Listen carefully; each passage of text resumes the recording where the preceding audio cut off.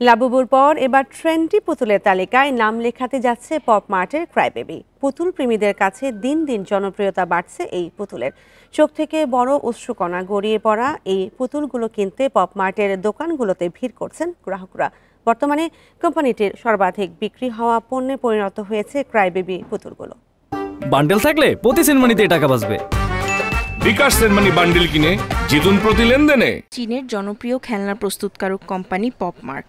যুক্তরাষ্ট্রের new York, Los Angeles এবং ক্যালিফোর্নিয়ায় দোকান রয়েছে তাদের।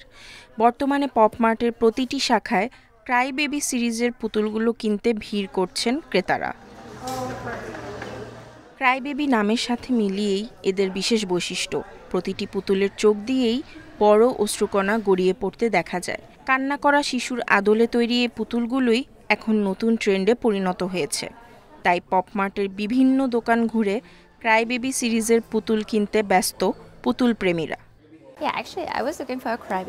আমি একটি ক্রাইবেবি পুতুল খুঁজছিলাম, কারণ আমার মনে হয় লাবুবুর পর এটি পরবর্তী ট্রেন্ড হতে যাচ্ছে।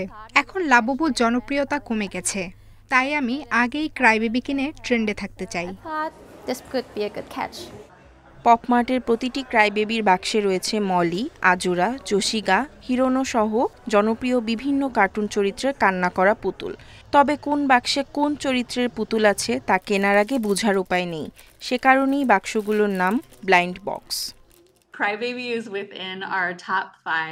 আমরা পুতুল তৈরির জন্য এমন একটি নকশা খুঁজছিলাম যা ক্রেতাদের আকৃষ্ট করবে, মাঝে মাঝে কান্না করা স্বাভাবিক। এই সার্বজনীন চিন্তাকে ক্রাইবেবির থিম হিসেবে বেছে নেই, পরের সাথে কার্টুন চরিত্রগুলোকে যুক্ত করি। পপমার্ট জানিয়েছে চলতি বছরের প্রথম 6 মাসে 120 কোটি ইউয়ান মূল্যের ক্রাইবেবি বিক্রি হয়েছে। নিশাত সুলতানা মিম, ইন্ডিপেন্ডেন্ট নিউজ।